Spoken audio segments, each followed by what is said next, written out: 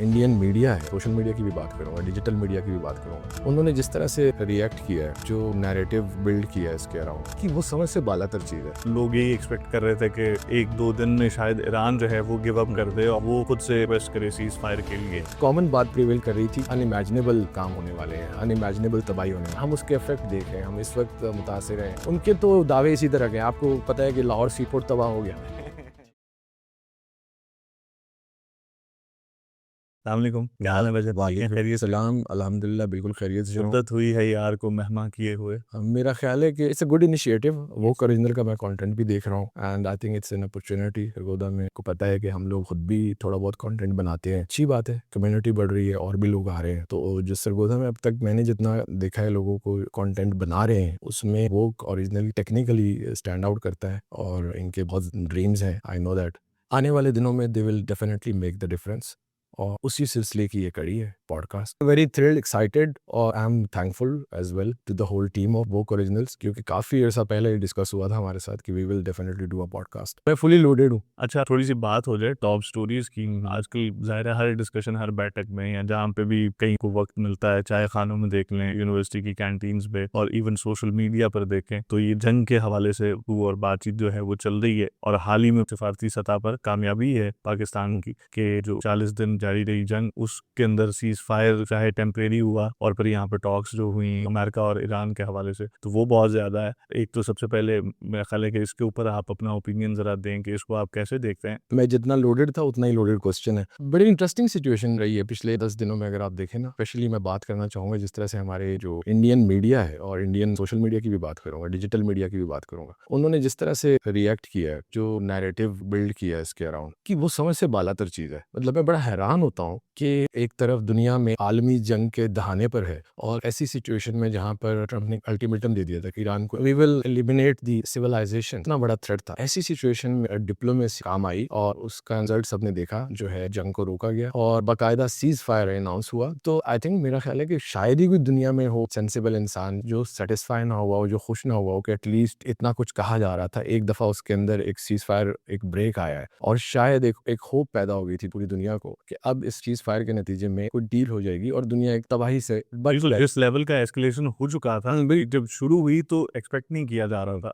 लोग यही एक्सपेक्ट कर रहे थे कि एक दो दिन में शायद ईरान जो है वो गिव अप कर दे और वो खुद से रिक्वेस्ट करे सीज फायर के लिए। लेकिन ईरान की जो रिटेलिएशन है और उसके मुकाबले में फिर जो यूएस और इसराइल ने बिल्कुल बिल्कुल, बड़ी अच्छी बात की आपने। मैं आपको सिर्फ एक एग्जांपल दूं कि जिस रात ये ट्वीट हुआ और उसके बाद ट्रंप ने कहा कि मैं सिविलाइजेशन मिटा दूंगा, तो आप एनालिस्ट रिव्यूज देख लें, व्यूज देख लें, एनालिसिस देख लें, मैंने काफी देखे। ऑलमोस्ट एक कॉमन बात प्रिवेल कर रही थी कि दुनिया जो है वो अनइमेजिनेबल काम होने वाले हैं, अनइमेजिनेबल तबाही होने वाली है। हम उसके इफेक्ट देख रहे हैं, हम इस वक्त मुतासिर हैं। पाकिस्तान हो गया, दुनिया के बहुत सारे मुल्क स्ट्रेट ऑफ हॉर्मुज की बंदिश की वजह से। तो एक सुख और राहत का सांस लिया लोगों ने, दुनिया भर में अप्रिसिएशन हुई, पाकिस्तान की हुई, डिप्लोमेसी की हुई, अमन की हुई। लेकिन एक हमारा कमजोर दुश्मन जो है, मैं तो अब देखें फिर वो एक बात आ जाती है ना कि शायद सिर्फ पाक स्टडीज ने ही हमें इस तरह से हमारा ओपिनियन बना दिया है कि शायद हिंदुस्तान हमारा दी और अजली दुश्मन नहीं है, हमारा पड़ोसी है, हमें उसके साथ अच्छे ताल्लुकात रखने चाहिए। लेकिन वो कहते हैं ना कि ताली दोनों हाथों से बजती है। तो जो उनका रवैया है, जो उनके मीडिया का रवैया है, उनको तकलीफ हो रही थी कि पाकिस्तान की वाह क्यों हो रही है, पाकिस्तान की अप्रिसिएशन क्यों हो रही है, और इंटरनेशनल डिप्लोमेसी में पूरी दुनिया की नजरें इस तरफ लगी हुई हैं, वहां पर पाकिस्तान एक रोल प्ले कैसे कर सकता है। They try their level best to make it suspicious लगे लोगों को, दुनिया को। उन्होंने बहुत प्रोपेगेंडा किया, बहुत कोशिश की, बट वो उसमें मैं नहीं कहूँगा कि अनसक्सेसफुल हुए। वो बुरी तरह उनके आप देखें ना, उनके जो टॉक शोज हैं ये मुख्तलिफ सोशल मीडिया पे आपने भी देखे होंगे,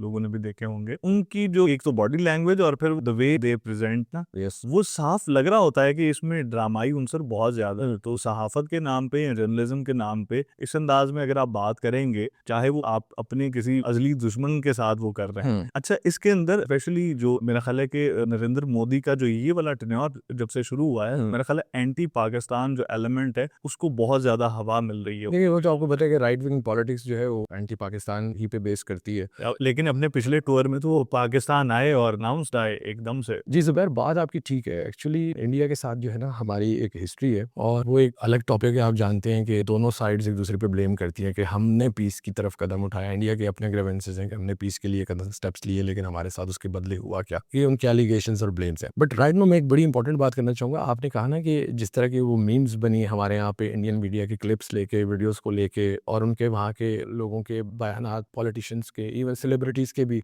वो बड़े मजे का खेज थे। एक्चुअली प्रोपेगेंडा भी बहुत ही भोंडे अंदाज में, अगर आप कहें ना, वही तो मैं कह रहा हूँ कि वो पता चल रहा है कि भाई इसके अंदर कोई बिल्कुल मामला इस तरह वो चलाया गया, लेकिन उसमें वो बहुत बुरी तरह नाकाम हुए। आपने अगर इंटरनेशनल मीडिया का एक क्लिप बड़ा वायरल हुआ, मेरा ख्याल है बीबीसी पे कोई खातून थी, और उन्होंने जिस तरह से इंडियन रोल को क्रिटिसाइज किया और पाकिस्तान की तारीफ की। इसी तरह आपने पाकिस्तानी पैनलिस्ट जो इंडियन मीडिया पे बैठे हैं, उन्होंने बड़ी बहुत जबरदस्त शटअप कॉल दी। एक अमेरिकन यूएस एम्बेसडर ने पैनलिस्ट को कहा कि आप जिस तरह से टीवी पे बैठ के जैसे bunch of school guys sitting, और मेरा दिल कर रहा है कि मैं आपको एक डांटू और 1 घंटे के लिए साइड पर बिठा के बंद कर दूं। आप इसमें, दुनिया इस वक्त जंग के दहाने पर है, 3rd वर्ल्ड वॉर की बातें हो रही हैं और बड़ी कैटास्ट्रोफी की बातें हो रही हैं, तबाही की बातें हो रही हैं, पर आप अपना एंटी को पाकिस्तान इंडिया कॉन्फ्लिक्ट के तनाजुर में देख रहे हैं। तो दिस इज सो एम्बैरेसिंग। तो जुबैर, आई थिंक हम एक्सपेक्ट कर सकते हैं इंडियन से ये चीज की वजह भी रिसेंटली आपको पता है साल भी नहीं हुआ, मई के अंदर जो कॉन्फ्लिक्ट हुआ इंडिया पाकिस्तान का, जख्म भी हरा है, उनका अंदाजा है। उस पर पूरी दुनिया ने जिस तरह से रिएक्ट किया, डोनाल्ड ट्रंप ने तो मजाक ही बना लिया था, हर कुछ दिन बाद एक प्लेन बढ़ा के स्टेटमेंट देते थे।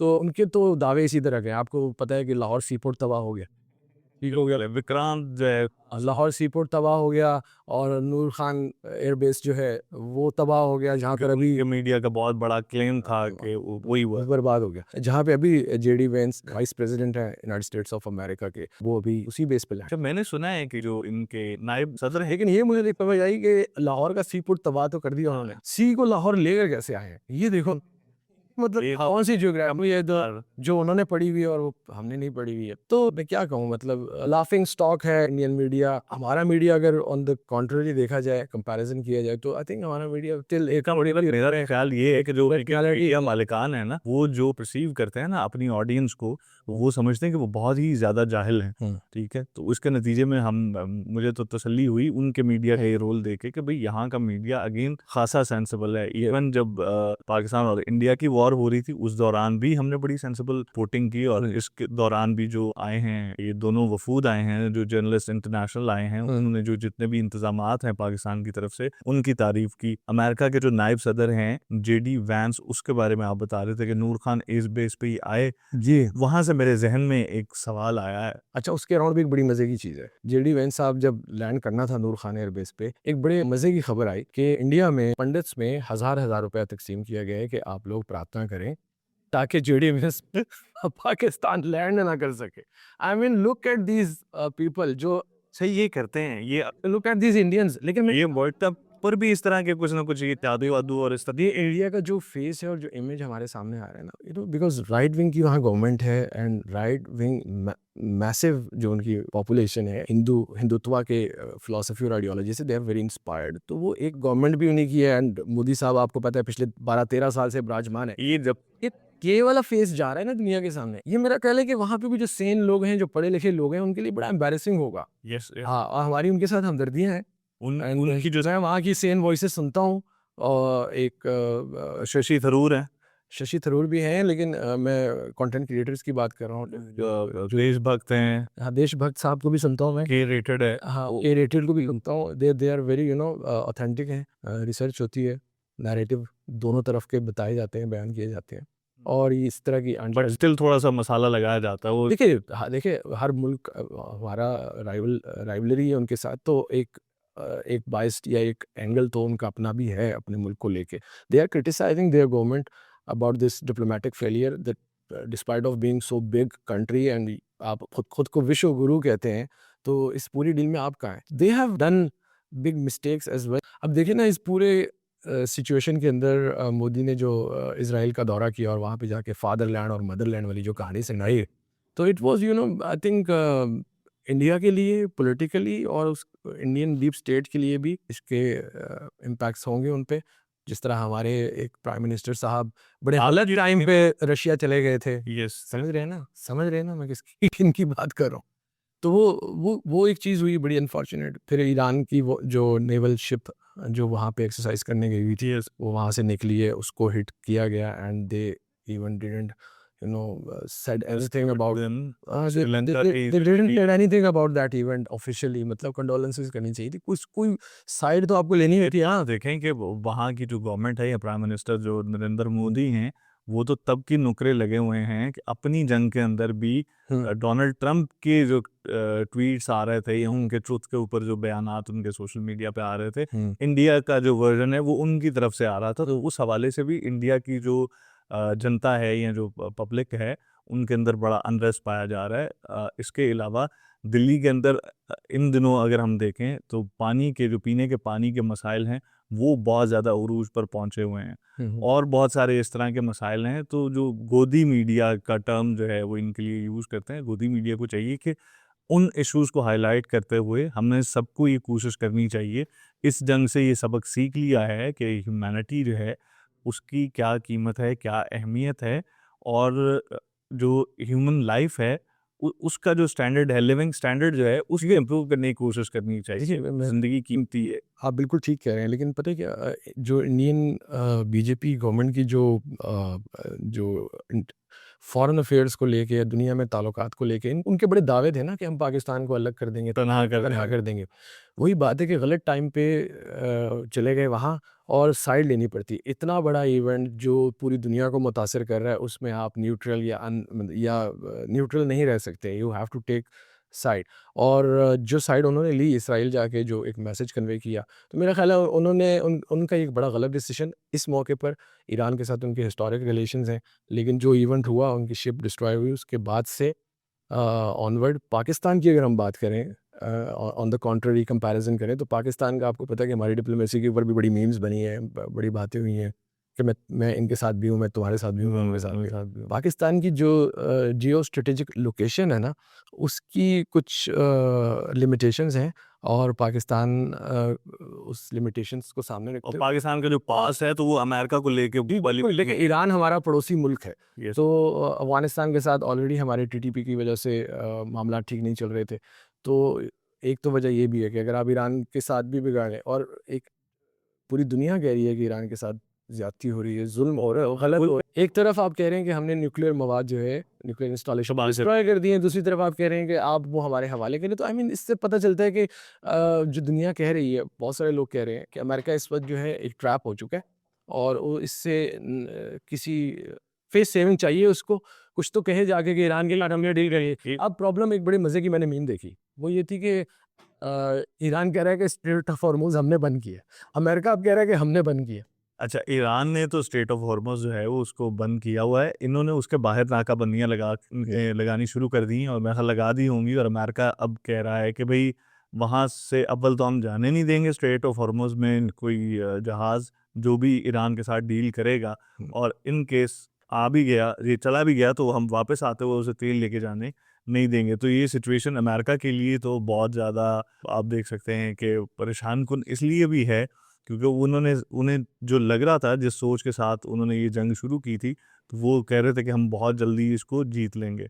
उनके साथ जितने भी उनके एलाइज़ हैं वो भी उस तरह से नहीं है जिनको ये एक्सपेक्ट कर रहे थे, इंग्लैंड हो गया या दूसरे ममालिक हो गए। और मेरा ख़्याल है कि थोड़ी-सी एक एक इस सरज़मीन की, इस धरती के सपूत की भी बात करें जिसका बड़ा अहम और क्रूशल रोल रहा है इस सारे के सारे अमन मुज़ाकरात के अंदर। जी।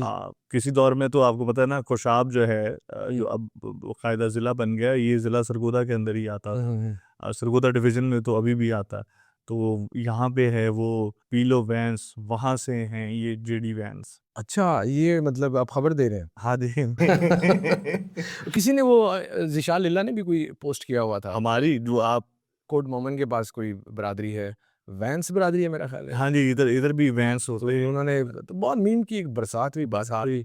हमारी कौम का मिजाज आप देखें ना, हर चीज़ में, इवन यहाँ तो कहते हैं कि जो अपनी जंग थी उसके अंदर हमने मीम्स की कसर नहीं छोड़ी थी। बड़ी ये मज़े की आपने बड़ी मज़े की बात की है कौम के मिजाज के हवाले से। अगर मतलब देयर इज़ नो मैच, जो ये सेंस ऑफ ह्यूमर है ना, पूरी दुनिया में इसका मैच क्यों नहीं है। मतलब हम we can make fun out of even miseries और कैटास्ट्रोफी में से भी हम ये फन, मतलब हमारे यहाँ जंग लगी हुई थी, हमारे इंडिया के साथ पड्डा चल रहा था, वो ड्रोन भेज रहे थे, हम भी भेज रहे थे, उन्होंने लाहौर का सी पोर्ट उड़ा दिया था। मतलब इस तरह की लेवल की बातें चल रही थी, लेकिन मीमर्स और sense of humour that is amazing. I mean मुझे लगता है, आई डोंट थिंक सो ये शायद हो सकता है जेडी वेंस तक पहुंची हो वो मीम्स। किसी ने तो कहा हो कि जेडी भाई आप बहुत वो चल रहे हो, बहुत ज़्यादा हिट चल रहे हो। हाँ ये मुज़ाकरात उनके लिए अहम भी बहुत है कह रहे हैं कि वो अगर ये कर लेते तो अगला इलेक्शन जो है वो उन्होंने इसी की बेस पे लड़ना था। या ये बिल्कुल बिल्कुल ये मैंने 2-3 एक्सपर्ट्स से ये बात सुनी and that make sense also कि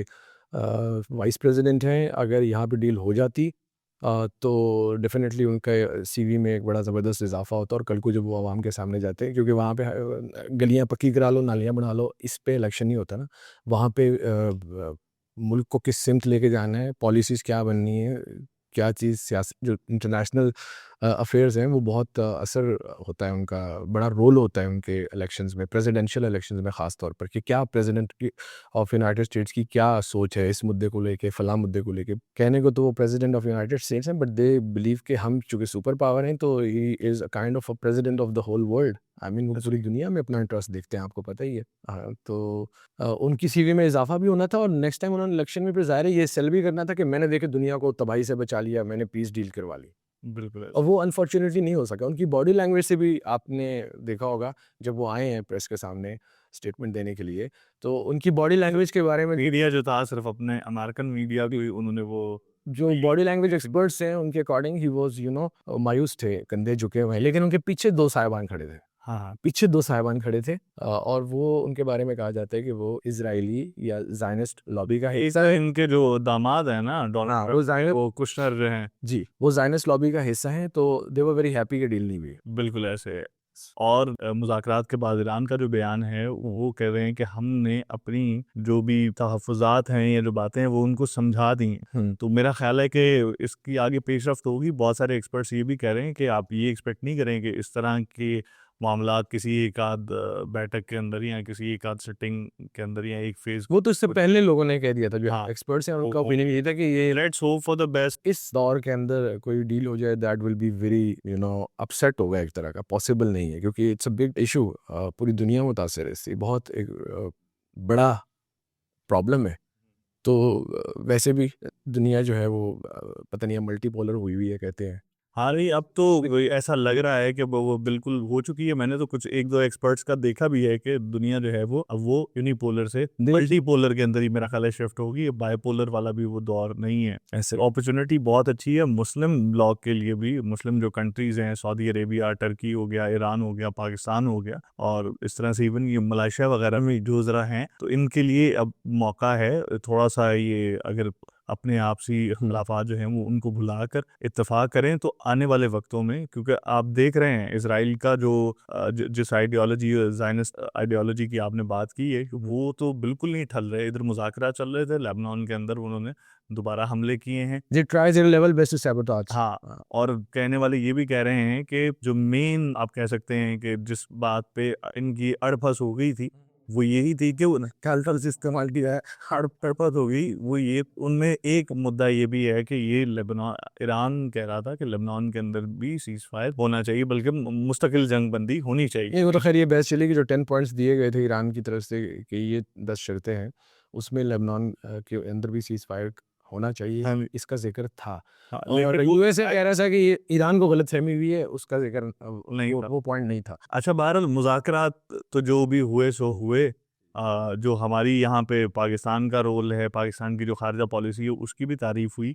फिर जो इस्लामाबाद के अंदर इंतज़ामात हुए उनकी भी काफ़ी तारीफ़ भी हो रही है और उनको देखने के लिए भी बहुत सारे एक्सपर्ट्स को भी बुलाया गया और स्पेशली जो खाने हैं उनके जो मीडिया, इंटरनेशनल मीडिया आया हुआ था उनको लेकर उन्होंने भी बहुत ज़्यादा तारीफ़ की है। हमारे मीडिया ने वो दिखाया भी। हमारे मीडिया अच्छा, हमारे मीडिया पे एक क्रिटिसिज्म भी हुआ, जर्नलिस्ट भी हुआ। मैं थोड़ा-सा ना I will not criticise them, उसकी रीज़न ये है कि देखो यार, हमारे यहाँ इंडियन मीडिया रो रहा था, जी, उनको तकलीफ़ हो रही थी। हमारे यहाँ एक फेस्टिविटी का समा था, एक सेंस ऑफ अचीवमेंट थी।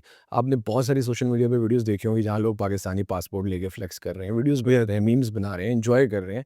उसकी वजह ये है कि दुनिया में एक दफ़ा ये बात गूंजी कि कोई एक मुल्क है जो दुनिया को तबाही के दहाने पर पहुंची हुई है, दुनिया तबाही के दहाने पर, और उसने उस तबाही को रोका है, थोड़ी देर के लिए ही सही। तो पाकिस्तान की वाह-वाह तो हो रही थी, उसकी वजह से एक फेस्टिविटी का माहौल था, तो हमारे मेरा ख़्याल है सहाफ़ियों को या हमारे मीडिया को, हमारे जर्नलिस्ट को उस माहौल को ही कवर करना था। यहाँ पे फिर और भी बड़ी एक बहस है कि जी बहुत सारी ख़बरें जो हैं वो वहाँ से ब्रेक हो रही थी, इंटरनेशनल मीडिया से ब्रेक हो रही थी। उसके हवाले से लेकिन जितना बड़ा मैं ये समझता हूँ कि हमारे मुल्क में एक पीस डील हो रही थी, मुज़ाकरात हो रहे थे 2 ताकतों के दरमियान, 2 मुल्कों के दरमियान। तो समहाउ हम उसको अगर ब्रेक करते खबरों को या उसकी इनसाइड लेकर आते, हमारा मीडिया लेकर आता, तो इससे वो न्यूट्रलिटी वाला इंप्रेशन चला जाता। हमारे लिए दोनों मुल्क बराबर है, बिल्कुल बिल्कुल दोस्त है, मुल्क दोनों हैं हमारे। हाथ बड़े एक हमारी इस्लामी बरादर मुल्क है, एक हमारा वैसे ही बरादर मुल्क है, और हमारी एक हिस्ट्री है अमेरिका के साथ। हमारी we are very much dependent on USA बहुत सारी जगहों पर, डिफेंस के अंदर, बिजनेस के अंदर, ट्रेड के अंदर, मतलब बहुत सारी हमारी उनके साथ एक लॉन्ग हिस्ट्री है। तो हमारे लिए तो दोनों मुल्क इंपॉर्टेंट। आई थिंक हमारा मीडिया ने ठीक किया कि वो खबरें नहीं ब्रेक की, वो let them break that news. इनको इन्होंने बीइंग अ न्यूट्रल मीडिया, अब ये फिर बहस है कि इनको करने भी नहीं आती, जिनको करने आती है वो पॉडकास्ट पे बैठे हुए आई डोंट नो, बट या this is my opinion. I think तो बहरहाल कोई बात नहीं। जंग तो लग रही है, बहुत से लोग अच्छा, यहाँ पर एक चीज़ मैं कैटेगोरिकली कहना चाहूँगा, मैं एडिटर को भी कहूँगा कि वो इस चीज़ को किसी तरह से कहीं पे मैनेज करे। जो हमारे भारतीय और इंडियंस दोस्त हैं, दर्शक हैं, उनके लिए एक मैं वाज़ेह करना चाहता हूँ, उनके मीडिया ने एक बड़ा प्रोपेगेंडा चलाया है। एक वो मेजर साहब हैं, पता नहीं मेजर हैं या गौरव डिजिटल कंटेंट क्रिएटर हैं या सहाफ़ी हैं, क्या हैं, या जोकर हैं, आई डोंट नो। तो उन्होंने एक एक एक क्वेश्चन रेज़ किया, उनके जनरली मीडिया ने क्वेश्चन रेज़ किया कि पाकिस्तान ना 3 में है ना 13 में है, क्या लेने चला है। ये बड़ी सिंपल सी बात है। आई थिंक मेरा ख़्याल है कि ये जो चूरन बेचा जा रहा था वहाँ के देशभक्तों में, वो शायद इस चूरन से उनका हाज़मा ठीक रहता है। अगर लॉजिकली देखा जाए, और जो वहाँ पे मैंने पहले कहा कि सेन वॉइसेस हैं जो रैशनली चीज़ों को देखते हैं, पाकिस्तान 3 और 13 में नहीं, पाकिस्तान बिल्कुल बीच में था। ईरान हमारा हमसाया मुल्क है, सऊदी अरेबिया के साथ हमने डिफेंस डील की हुई है। यहाँ पर इस पूरी सिचुएशन में अगर गल्फ़ के अंदर खाना जंगी शुरू हो जाए तो पाकिस्तान के लिए उसके बॉर्डर पर भी मसाइल हैं, पाकिस्तान के लिए डिप्लोमेटिकली भी मसाइल हैं, पाकिस्तान के लिए इकोनॉमिकल मसाइल तो अज़ल से हैं और हम दुआ करते हैं कि जल्द ख़त्म हो। तो वो सारे प्रॉब्लम्स को देखते हुए पाकिस्तान का रोल प्ले करना पाकिस्तान की एग्जिस्टेंस के लिए ज़रूरी था। ये रोल किसी और ने नहीं प्ले करना था, किसी और मुल्क के इस रीजन में ये सर्कमस्टांसेस ही नहीं है। तो हमारे जो भारतीय दोस्त हैं और दर्शक हैं, उनको ये मैसेज है कि भाई, वो जैसा पंजाबी में कहते हैं ना कि ਜਦੋਂ कोई बूहे ते आ जाए तो फिर तुसी बाहर जाके पुछदे हो किवें आया, किवें। तो जंग हमारे दरवाजे पे आई हुई थी, हमने पूछना था, हमने इसमें रोल प्ले करना था। आप भी प्ले कर सकते थे, आपको किसने रोका? आपकी जो लीडरशिप है, आपकी जो प्राइम मिनिस्टर साहब हैं, जो जोकर हैं, पूरी दुनिया अब एक लाफ्टर स्टॉक बने हुए हैं, जिस भी लीडर के साथ मिल रहे हैं, कोई गल नहीं। ऑडियो लीक्स हुई, इनकी जो न्यूज़ एजेंसीज़ हैं, एएफपी और एपीपी वगैरह, वो ऑडियो म्यूट करके रिलीज़ करती हैं, उनमें से लीक हुई ऑडियोज़। ये एक्चुअली बात क्या करते हैं? भाई कोई बात नहीं होती, कोई सेंस नहीं होती, अब तो उनके अपने वहाँ लोग क्रिटिसाइज़ कर रहे हैं। तो ये वेरी अनफॉर्चुनेट है। हमारे यहाँ भी इस तरह का स्टफ़ है। लेकिन हम बहुत फॉर्चुनेट हैं, हमारे बारे में एक बड़ा अजीब एक परसेप्शन बनाई हुई है हिंदुस्तानियों की, पाकिस्तानियों के बारे में। भाई हमने 50 सालों में इस्लाम के नाम पे बेशक मुल्क बनाए, लेकिन कोई रिलीजियस पार्टी वो मेजॉरिटी नहीं लेके जा सकी जो आपके मुल्क में लेके जाती है हर दफ़ा पिछले 12-15 सालों से। आपको सोचने की ज़रूरत है कि आप ऑन द राइज हैं, ऑन द डिक्लाइन है। वहाँ की जो समझदार आवाज़ है ना, लोग हैं, वो बड़ा कंसर्न रखते हैं, but they are helpless. Democracy है भैया, मोदी को वोट पड़ेगा। व्हाट्सएप पे यूनिवर्सिटियाँ चल रही हैं वहाँ। वो ये बेसिकली तो वो इसको वो पॉपुलर करके दिखाया जा रहा था। मैं ये इन सारी सिचुएशन से जो इनका इंडियन मीडिया का जो किरदार रहा है इस पीस टॉक्स के दौरान में, मैं ये नटशेल में समझ पाया हूँ कि वो धुरिंदर तो दिखा नहीं सकते था, तो उन्होंने कहा कि चलो क्या ये बात सर, क्या बात छेड़ दी, क्या बात छेड़ दी। देखिए वहाँ पे वो बॉलीवुड का जो एक है ना, अब वो बॉलीवुड भी उनके लिए आर्ट और क्राफ्ट से ज़्यादा उनके लिए एक नासुर बन चुका है। हाँ, ब्रेन वॉशिंग प्रोपेगेंडा मूवीज के जरिए इस हद तक हुई हुई है कि वो उस मूवी के शुरू में डिस्क्लेमर देते हैं कि all characters are fictional, any similarity can be a coincidence, coincident, ठीक, but inspired by true events. तो भाई वो फिक्शन है, और वो अवाम उसको नहीं फिक्शन मानने को तैयार। तुम भेज दो ना अपना धुरंधर, रुकवा लो जंग, तुम्हें हमने रोका है। सही बात है। बात ये हो रही थी कि बॉलीवुड उनके लिए एक और नासूर बन चुका है। बिल्कुल ऐसे उनका अपना जो किसी दौर में बॉलीवुड ने बड़ी जबरदस्त, और ये तो उनकी खुशकिस्मती है कि हमारे यहाँ सिनेमा इंडस्ट्री नहीं है, वरना अगर हमने ट्रू इवेंट्स पे मूवीज बनाना शुरू कर दी, प्रोपेगेंडा के पॉइंट ऑफ व्यू से अपना नैरेटिव दुनिया को पहुंचाना, मेरे तो ख्याल से, मैं तो कहता हूँ कि बनानी भी चाहिए और काउंटर नैरेटिव होना चाहिए, बनाना चाहिए। देखे यार क्या क्या करे, मतलब मूवीज भी नहीं ISPR ना करे, हमारे जो पॉलिसी इसमें भी हमारे सोसाइटी का, हमारे कौम का एक फैक्शन क्रिटिसाइज करता है। आई मीन नहीं ISPR ना करे, बट इनको फैसिलिटेट तो करें, सिनेमाज के ऊपर कुछ सब्सिडीज दें, कुछ कैमरास तो इन्होंने ये भी हैं कोई गवर्नमेंट ने इंडस्ट्री आके। जब ग्रो, कोई भी इंडस्ट्री हो, इरिस्पेक्टिव ऑफ फिल्म इंडस्ट्री, वो ग्रो तब करती है जब उस मुल्क के या उस जगह के जो इकोनॉमिकल हालात हैं वो बेहतर हों। हमारे यहाँ इस वक्त इकोनॉमिकली जो तनज़्ज़ुली का हम शिकार हैं, दैट इज़ वेरी अनफॉर्चुनेट। नहीं, अब वक्त के एक नाजुक मोड़ से गुजर रहे हैं हम लोग। ये आपका पर्सपेक्टिव हो सकता है। इकोनॉमिकली तो ईरान भी कितने क्राइसिस में रहा है, बट वो ग्रैमी तक ले आई है ईरानी देखिए, ईरान ईरान एक बड़ा एक्सेप्शनल केस है, वो फिर एक बड़ा अलग टॉपिक हो जाएगा कि ईरान के अंदर फिल्म इंडस्ट्री जो है वो क्यों ग्रो हुई है। ईरान में तो फिर बहुत कुछ ईरान अगर आप देखें एज अ कंट्री, तेहरान को ही देख लें, और अब क्योंकि सोशल मीडिया है, आप पूरी दुनिया के व्लॉग्स देख सकते हैं। मैंने एक दो व्लॉग्स देखे तो I was surprise and shocked, मतलब देयर कहीं से भी अंडर डेवलप नहीं लगते हैं पाबंदियों की बावजूद। हम्म ठीक है, तो इंडस्ट्री कोई भी हो, चाहे वो प्रॉपर्टी प्रॉपर्टी का बिजनेस हो, कोई भी बिजनेस हो ना, या फिल्म इंडस्ट्री का बिजनेस हो, उसमें इकोनॉमिक्स एक वाइटल रोल प्ले करते हैं।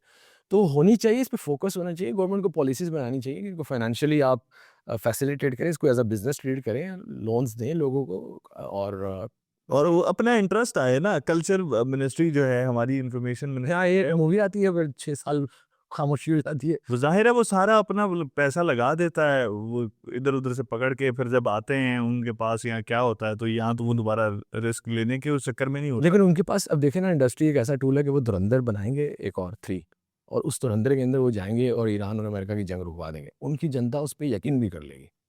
तो उनका नहीं, जनता उनकी यकीन करे ना करे, बट वो ना मतलब वो जनता को शांत करना है। उनको उनको एक बाहर वीकेंड पे एक उनको एंटरटेनमेंट के लिए कुछ चाहिए होता है ना, जो उनके मैसेज हैं उनके लिए, तो वो जाते हैं। आप देखेंगे अब एक खास टाइम से जो उनकी तमिल फिल्में हैं या इस तरह की जो इंडस्ट्री है उनकी, वो बहुत ज़्यादा पसंद की जा रही है। उनकी फिल्में जो हैं वो बहुत अच्छा बिजनेस भी कर रही हैं। तो वही वाला एलिमेंट, वो मार धाड़ वाला, हालांकि जब भी हम देखते हैं एक फिल्म के अंदर 3-3 स्टोरियाँ होती हैं, और जिस तरह के मुहैयरुल उकूल फाइट सीन्स उसके अंदर दिखाए जाते हैं, तो वो उनको देखते हुए वो उन चीज़ों को वो ले आए। अब वो उनके पास स्टोरी नहीं है। मैं पहले जैसे बात कर रहा था कि एक टाइम पे बॉलीवुड के पास बहुत मीनिंगफुल और बड़े बस यार, ये ज़बरदस्त है, ये जो धनकोई दिन है, उनके पास कहानियाँ ख़त्म हो गई हैं। ये हमारे लिए लम्हा फ़िक्री है कि हमारी कहानियाँ वो लोग सुना रहे हैं। ये हमारे लिए लम्हा फ़िक्री है। तो ठीक वो उसके ऊपर तो आप पहले बात कर चुके हैं ना कि भाई नहीं कर सकते, हमारे इकोनॉमिक हालात ऐसे नहीं है। अभी एक ग्रीन एंटरटेनमेंट ने वो ड्रामा बनाया था है जिसमें बुशरा अंसारी और जावेद शेख साहब हैं। अच्छा, हाँ, एक कोई बनाया हुआ है बरास्ता जहन्नुम, कुछ इस तरह से एक ग्रीन एंटरटेनमेंट वालों का ड्रामा है जिसके अंदर वो दिखा रहे। मैं यही तो कह रहा हूँ कि उधर से आ रहा है एक नैरेटिव, मुसलसल आ रहा है। ऑल दो कि वो इतना भोंडा है और उसके बारे में लोगों को पता भी है, बट कहीं ना कहीं कुछ सादा लोग तो आ जाएंगे, कुछ इस तरफ भी होंगे। जुबान चूंकि हमारी काफ़ी मिलती जुलती है, कम से कम बोलचाल के अंदर तो बहुत ज़्यादा मिलती जुलती है, और हमारी अंडरस्टैंडिंग है।